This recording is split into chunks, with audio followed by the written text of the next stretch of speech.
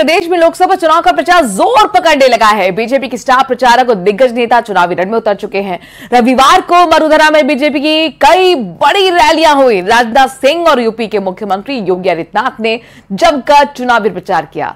मरुधरा के सियासी संग्राम पर एक खास रिपोर्ट आपके लिए। स्वागत है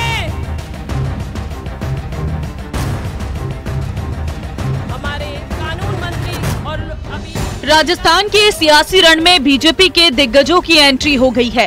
पीएम मोदी, अमित शाह के बाद अब यूपी के सीएम योगी आदित्यनाथ और दिग्गज नेता राजनाथ सिंह भी प्रचार में जुटे हुए हैं।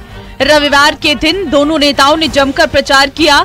राजनाथ सिंह ने झुंझुनू और बीकानेर में हुंकार भरी, जबकि योगी आदित्यनाथ ने भरतपुर और सीकर में जनसभा को संबोधित किया। देश आज आगे बढ़ रहा है।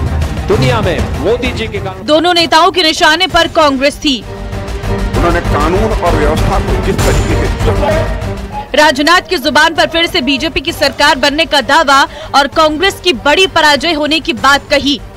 साथ ही कांग्रेस को करप्शन की जननी भी बताया। क्या कारण है जब कांग्रेस आती है तभी भ्रष्टाचार बढ़ता है? क्या इनका चोली दामन का संबंध है?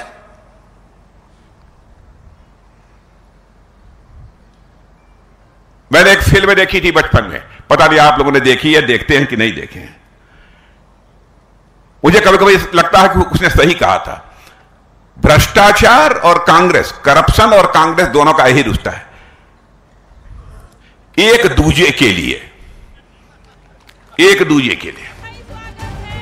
राजनाथ सिंह ने कांग्रेस पर भ्रष्टाचार के आरोप भी लगाए, साथ ही अपनी बड़ी जीत का दावा भी किया। वहीं राजनाथ सिंह ने झुंझुनू में बीजेपी उम्मीदवार शुभकरण चौधरी के जीतने की बात कही। केंद्रीय रक्षा मंत्री राजनाथ सिंह ने कहा कि कांग्रेस और करप्शन का गहरा रिश्ता है। अंतर्राष्ट्रीय स्तर पर भारत की ताकत भी बड़ी है। दुनिया भी मान रही है कि 2/3 बहुमत के साथ एनडीए सरकार फिर से बनेगी और नरेंद्र मोदी देश के तीसरी बार प्रधानमंत्री बनेंगे। राजनाथ सिंह ने कहा है कि देश को कैसे चलाया जा सकता है, ये बीजेपी ने बताया है। अरे करप्शन कहेगा कांग्रेस से, तू चल सरकार बना, मैं आई तुम्हारे में साथ हूं। यह हालत हो गई है। जब जब इनकी सरकार बनती है तब तब करप्शन बढ़ता है। लेकिन हमारी सरकार 10 वर्षों से बनी है, मोदी जी के नेतृत्व में एक भी भ्रष्टाचार का आरोप नहीं लगा। और मैं दावे के साथ कह सकता हूं, सरकार कैसे चलाई जाती है इसकी कला यदि किसी के पास है इस हिंदुस्तान की राजनीति में, तो भारतीय जनता पार्टी के पास है। मेरे बहनों भाई, मुख्यमंत्री बने। राजनाथ सिंह ने बीजेपी सरकार के आगे का रोड मैप भी बताया और पिछले 10 सालों का हिसाब किताब भी दिया। पिछले 10 वर्षों में भारत की आर्थिक, राजनीतिक और राजनीतिक के अतिरिक्त सामरिक यानी स्ट्रेटेजिक और संवैधानिक और सांस्कृतिक दृष्टि से ये पिछले जो 10 वर्ष रहे हैं वह स्वर्णिम सिद्ध हुए हैं। यह जो मैं कह रहा हूं एग्जैगरेशन नहीं है, यह अतिशयोक्ति नहीं है, यह सच्चाई है। और भारत की सफलता को लेकर सारे देश में एक पॉजिटिव सेंटिमेंट इस समय है। जब राजनाथ सिंह कांग्रेस पर इतने हमलावर थे तो योगी आदित्यनाथ भी कहां पीछे रहने वाले थे।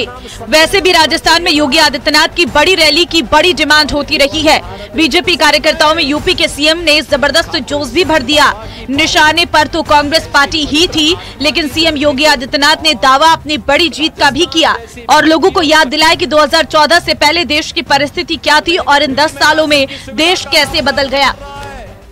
यही वोट जब गलत पार्टी को जाता था तो देश में आतंकवाद पनपता था, दंगे होते थे, कर्फ्यू लगता था, निर्दोष लोग मारे जाते थे, बेटियां असुरक्षित थी, व्यापारी असुरक्षित था। लेकिन यही वोट जब सही हाथों में गया, सही जगह गया, सही पार्टी को गया, तो उत्तर प्रदेश में तो लोग दंगा करना ही भूल गए। यूपी के सीएम योगी आदित्यनाथ ने भरतपुर और सीकर की रैली में बीजेपी की जीत का दावा तो किया ही, साथ ही कांग्रेस पर तीखा हमला भी बोला। सीकर में तो बीजेपी का मुकाबला लेफ्ट से है। ऐसे में सीएम योगी आदित्यनाथ ने लेफ्ट के साथ कांग्रेस को भी लपेटा और बताया कि कैसे देश को भ्रष्टाचार में डुबोया है। कांग्रेस नहीं चाहती थी अयोध्या में राम मंदिर के निर्माण की बाधाएं समाप्त हो, क्योंकि कांग्रेस को स्वयं में समस्या है। एक समस्या है, देश की समस्या कांग्रेस, और इसलिए समस्या का समाधान नहीं बल्कि देश को समस्याएं देती रही हो। मोदी जी ने समाधान दिया, आज अयोध्या में राम मंदिर का भव्य निर्माण का काम भी हो गया। वो कहना अयोध्या में राम मंदिर का निर्माण। मरुधरा में शुरुआती 2 चरणों में चुनाव होंगे। अभी 10 दिनों का प्रचार और बचा है। ऐसे में अन्य दिग्गज नेता भी आपको रेगिस्तान में प्रचार करते हुए नजर आएंगे।